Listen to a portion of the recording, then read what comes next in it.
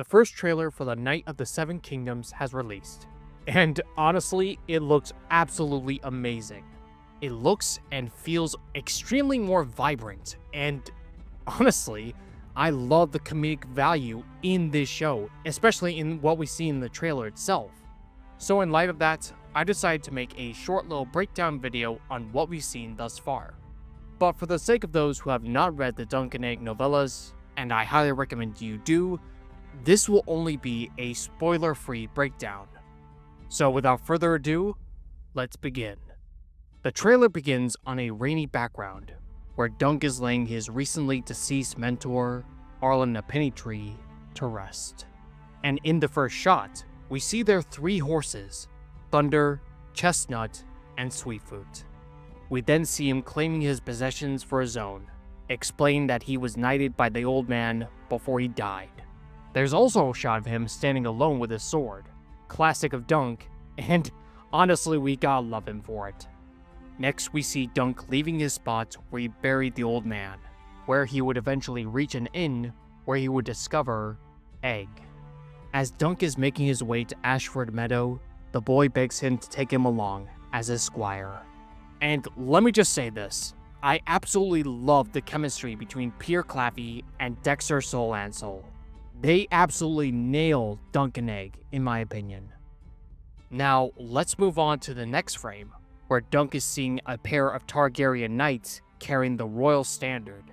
And here, we see a brand new Targaryen standard, with the dragon wings extending far beyond the dragon itself.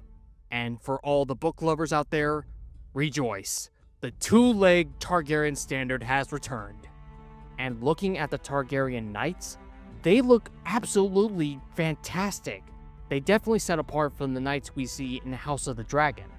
In that show, they had a more maroon-based armor set, whereas in here, they have a more black-colored armor, and their helmets appear to have rubies on the head, kind of a callback to Aegon the Conqueror's crown.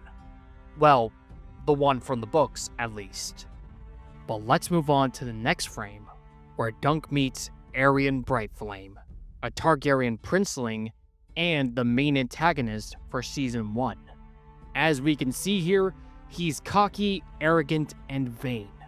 And for those who have read the novellas, he's definitely going to be a mean piece of work, to put it lightly.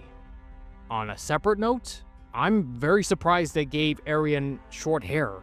In the books, he's portrayed to have more of a long, silver blonde hair. But frankly, I kinda dig it.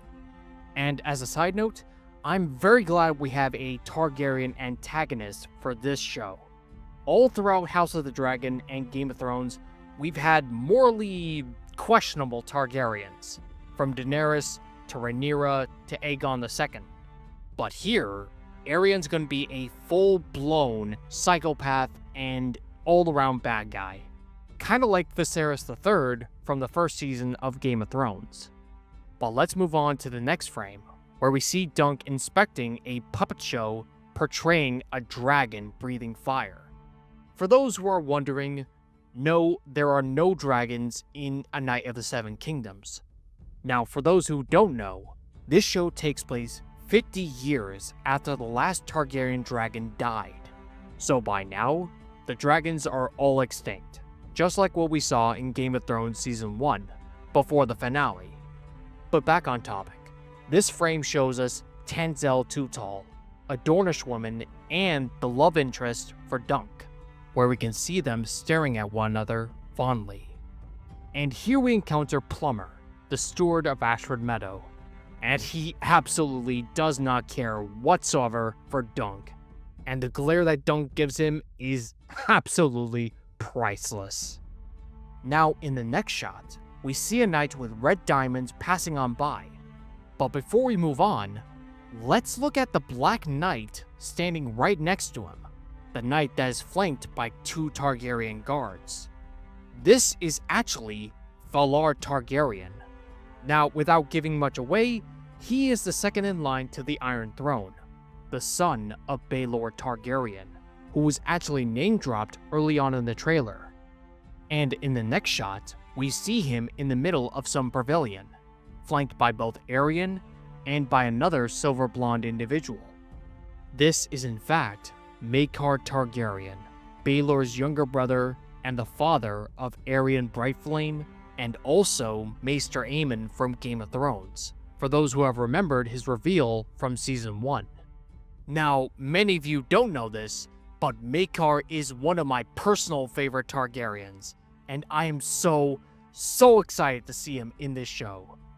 Now, during all this, Egg is questioning Dunk on why he would be treating highborn lords as his betters, and Dunk retorts that they are his betters.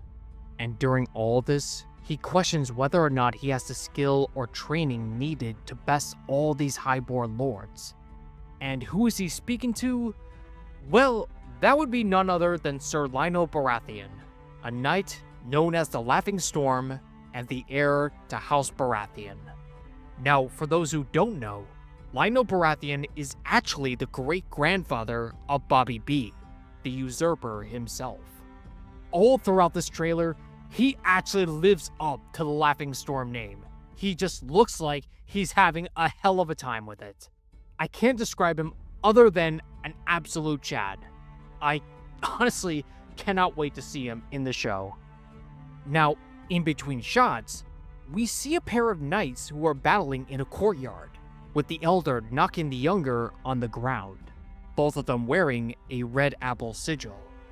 Well, as it happens, these two are from House Fossaway of Cider Hall, with the elder being Sir Stephen Fossaway, and the younger Raymond Fossaway, his cousin and squire. Now, without giving anything away, these two will definitely have the community buzzing, to say the least. Now in the next shot, we see Dunk and Egg gazing out to the stars, where they see a falling star shooting out in the sky. And following that, we have Dunk's iconic elm and shooting star sigil. It looks absolutely beautiful, as if it came out of the books themselves. Now next up, we see Dunk emerging onto a field, confronting a armored Aerion Brightflame. And the armors in this show just look absolutely fantastic, from Dunk's simple clothing to Aerion's dragon armor. Now, I gotta say, the production designers did the Targaryen armor immense justice. They definitely set it apart from those we've seen in House of the Dragon, but it definitely resonates Targaryen vibes.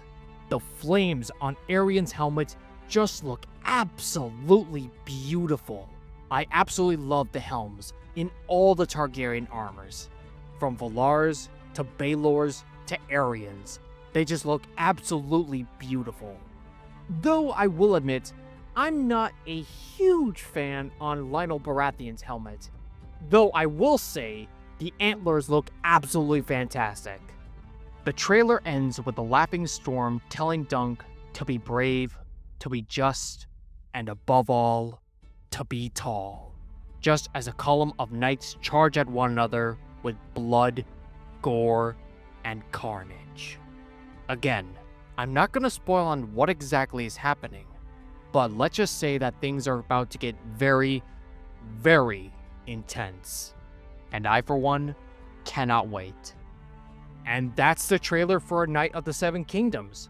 Like I said from the beginning, the trailer looks absolutely beautiful. I absolutely love the Irish theme throughout the trailer. It definitely has a more small folk vibe, and honestly, I love Dunk's Irish accent. It's about time Westeros got a bit of the luck of the Irish, you would say. But what do you guys think of the trailer? What was the one thing you guys absolutely loved seeing? And what are your guys' hopes and fears about it? Let me know in the comments below. If you guys enjoyed this video, be sure to like, subscribe, and share with your friends. All are a great help to the channel. Until next time, this is a channel of ice and fire.